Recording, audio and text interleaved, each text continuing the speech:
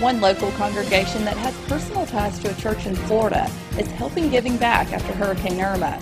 I'm Jory Talley, and I'll have that story. WCBI News at 6 starts now.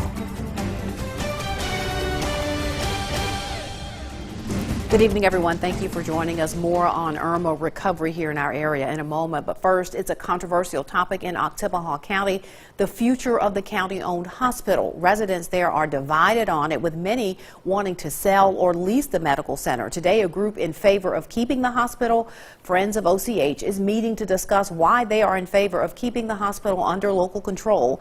Our Quentin Smith is in Starkville. He joins us live now with the very latest. The Burroughs Center in Starkville, and that meeting that you just mentioned has been underway for about 30 minutes now. Now, I want to tell you, it's a big crowd on hand for tonight's meeting. The group in charge of putting this event on, Friends of OCH, they're passionately making their voices heard about wanting to keep OCH locally owned and locally operated. Now, coming up later on tonight, I speak with residents who are on both sides of the argument, those who are in favor of keeping the hospital and those who are for selling it or leasing it. We'll hear what they have to say coming up later on tonight on WCBI News at 9 and 10. But for now, reporting live in Starkville, Quentin Smith, WCBI News.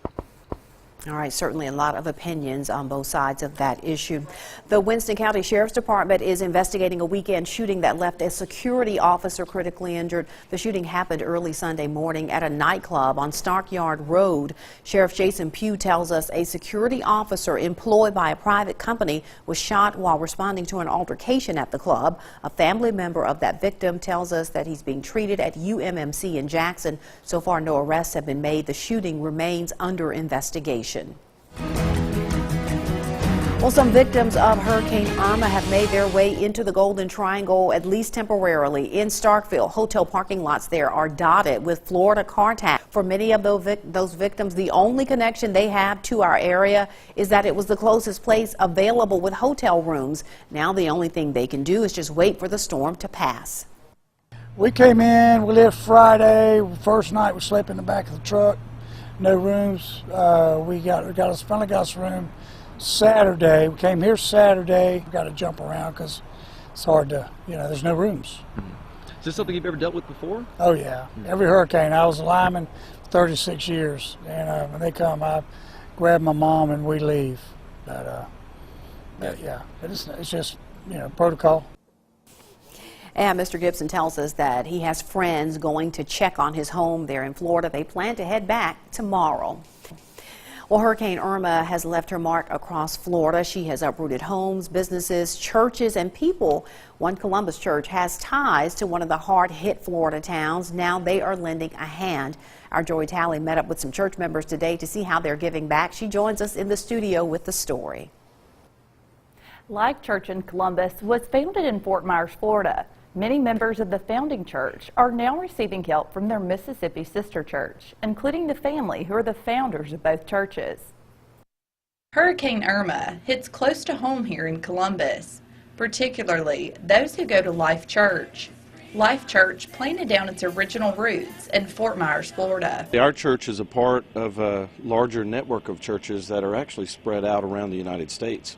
So we have churches that were affected from Hurricane Harvey, actually, and now being affected by Hurricane Irma. And so it means a lot to us that we can be a place that those family members can come. Florida Pastor Ryan Deaton, along with other church members, caravanned almost 20 hours to the friendly city to evacuate from the hurricane. My in-laws are here. We knew we had a place to stay and wouldn't have to fight to find a hotel room, and we didn't want to get stuck in a shelter in Fort Myers, so we just headed up this way.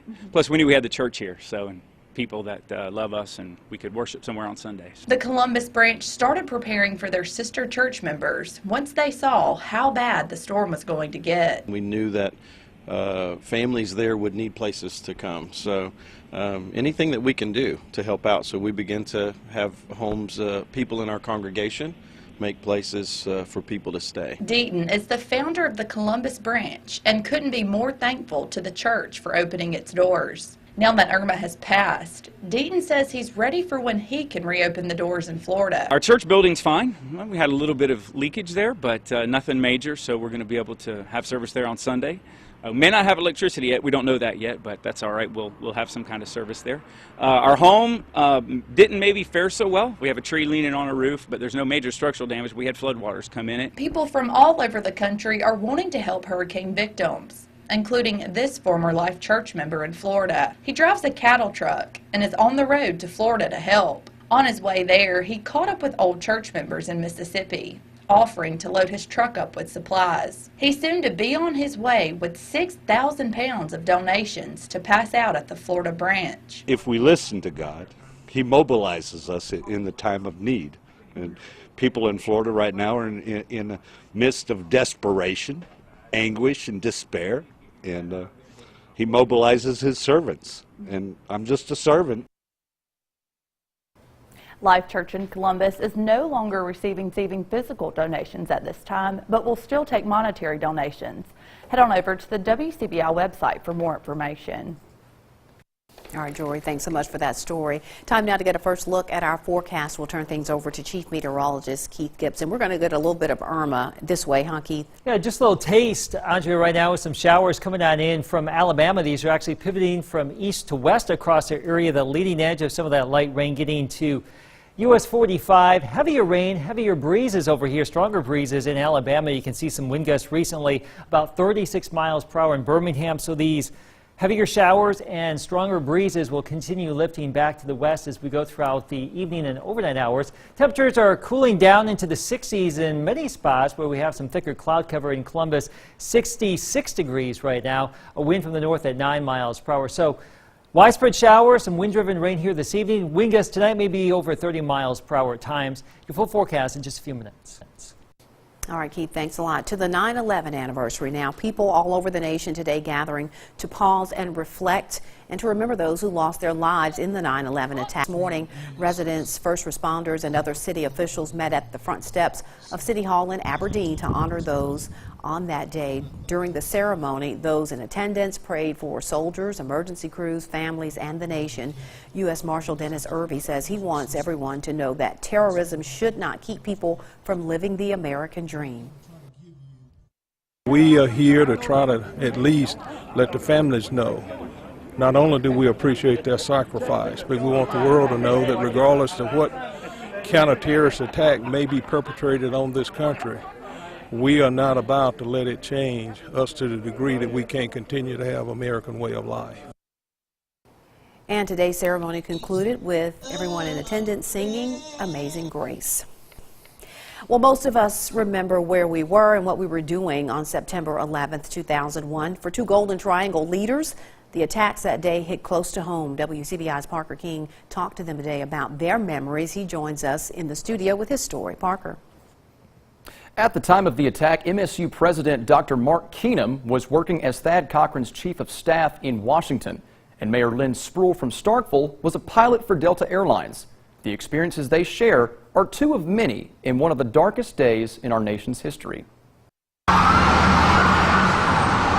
That's a day I'll never forget for the rest of my life. The morning of September 11th, 2001 began with a plane hitting the North Tower in New York City. For Dr. Mark Keenum and Mayor Lynn Spruill, their interpretations were similar. At the time of the first attack that I saw on the television that morning, my first thought was this is really a terrible accident. Initially, I just thought someone had strayed into, restricted airspace and flown into a building, because it's just happened in the past. Private pilots, particularly in a very congested atmosphere, which around New York City is very congested. 18 minutes later, that interpretation changed. The second hit, you knew it was something else. So it quickly became something entirely different and something far more sinister. I saw the second plane hit the second tower. I knew that this was no accident. In Spruill's career as a pilot, this attack was something she had never seen before.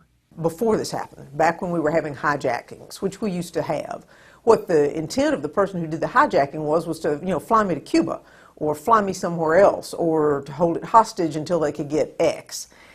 We never in our wildest imagination believed that we were going to find ourselves with someone who wanted to commit suicide and take everybody with them. For Keenum, he was part of the first evacuation of the nation's capital since the War of 1812. He told us it normally took him 30 minutes to get home from work.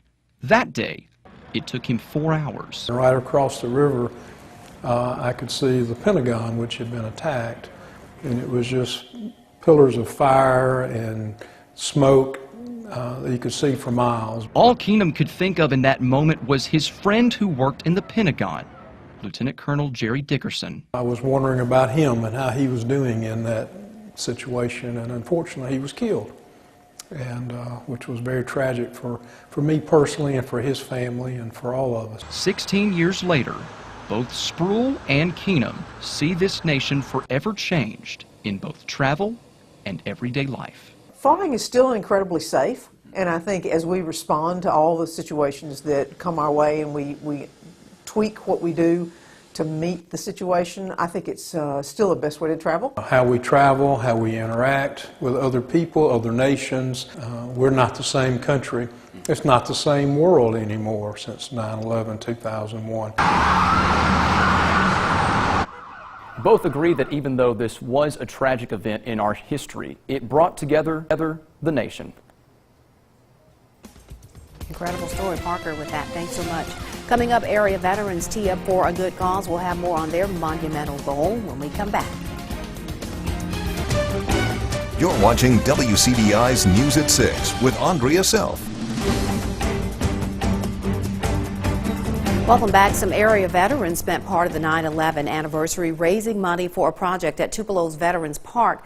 The Veterans Memorial Golf Tournament drew 13 teams to Big Oaks Golf Course. This year, all the money raised will help pay for the Vietnam Memorial replica wall that will be dedicated this November. Retired Lieutenant Colonel Rex Moody says it's important to remember those who have made the ultimate sacrifice for the nation's freedoms.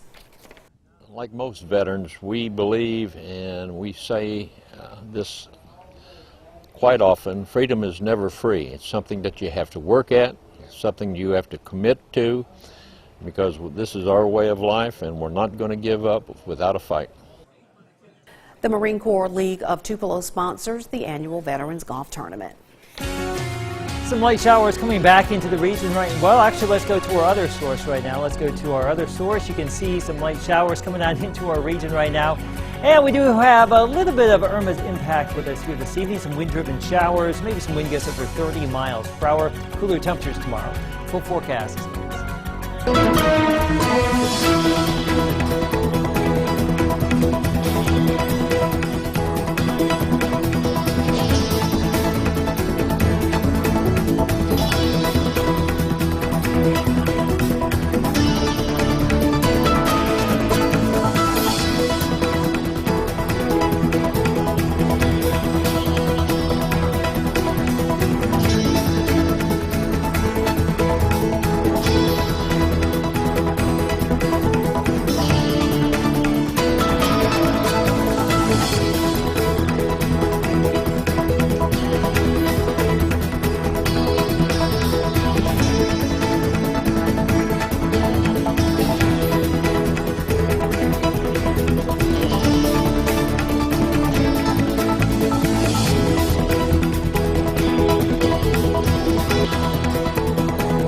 Your First Alert Forecast with Chief Meteorologist Keith Gibson.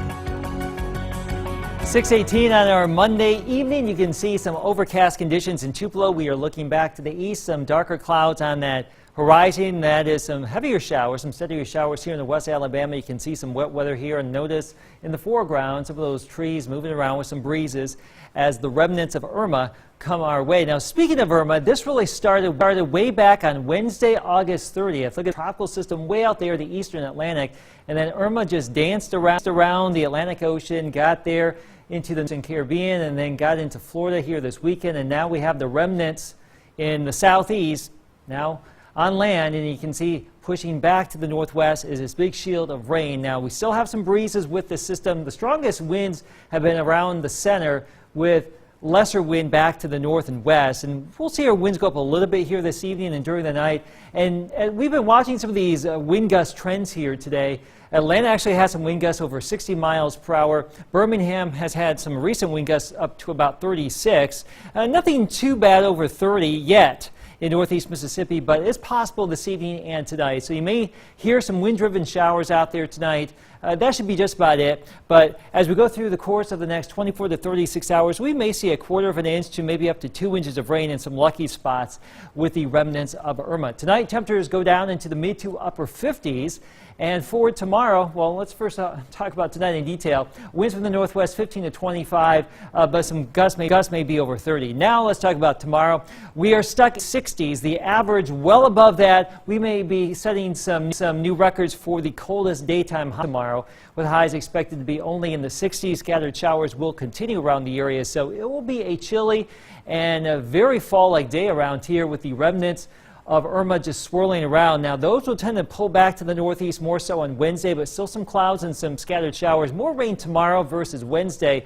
All of that lifts out just in time for your Thursday, Friday, Saturday, and Sunday, so things are looking pretty good. But you can see Irma lifting back to the northwest. High pressure will come on in later this week, and that is why we have some much nicer weather in store. Tomorrow, Wednesday, cool, unsettled, breezy at times. The strongest wind will be this evening and tonight. And as we get into the end of the work week and the weekend, upper 80s to around 90, so some very nice and warm late summer weather. Ole Miss in Kentucky to meet with the NCAA. The latest from the hearings next in sports. WCDI Sports with Tom Ebel is brought to you by your local Ford dealers. Go further. Ole Miss reported to Covington, Kentucky Monday to begin a 3-day hearing with the NCAA Committee of Infractions. The hearings are officially over for the day, lasting a little more than 9 hours.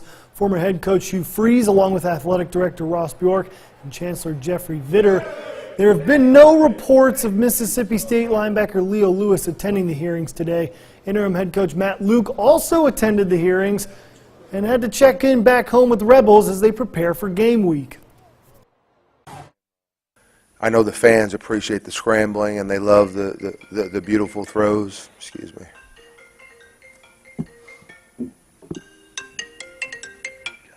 That's the head coach. You almost think I should answer that. I think he'll understand here.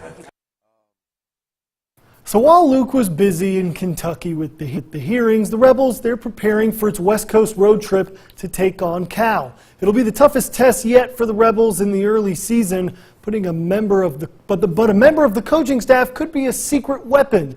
Wide receiver coach Jacob Peeler spent the past 4 seasons with Cal and could provide some valuable information during game prep.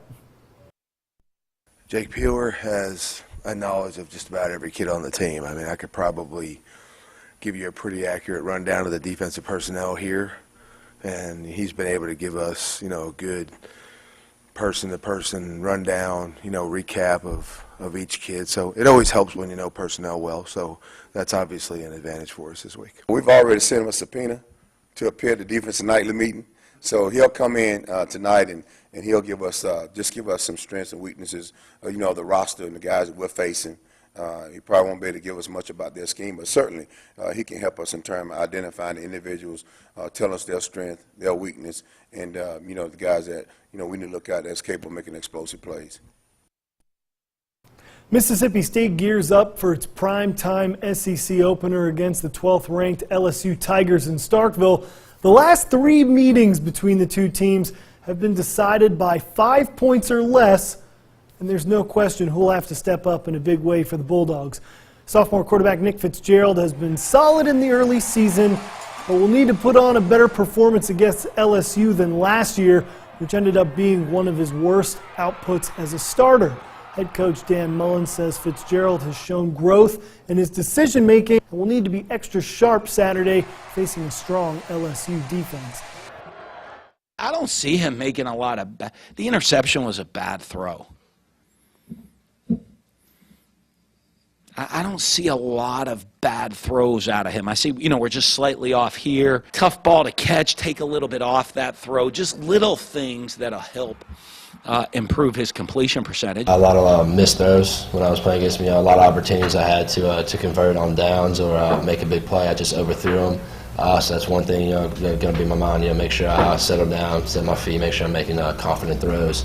But I mean, other than that, they're big, fast, strong, physical. I mean, it's SEC week, so everything's ramped up. Of note with the Bulldogs and the Rebels, Ole Miss quarterback Shea Patterson and Mississippi State's Jeffrey Simmons named as the SEC's Offensive and Defensive Players of the Week. Patterson, of course, threw for an Ole Miss record 489 yards and 5 touchdowns against UT Martin, and Simmons had those 2 defensive touchdowns. Also coming up at 10 right here on WCBI Sports, make sure you tune in for our top plays from this past week of the End Zone. That's it for sports. We'll have a last year forecast coming up next. Watching some breezes, some rain coming in from Alabama with the remnants of Irma, so we'll contend with that tonight and tomorrow. Not the best of Tuesdays here in the 60s, some showers, some breezes. Showers linger Wednesday, and then, look at that, great weather, 80s return for high school football this weekend. College football games looking great. Sounds fantastic. All right, that is the news at 6 o'clock. Everyone, enjoy the rest of your Monday evening.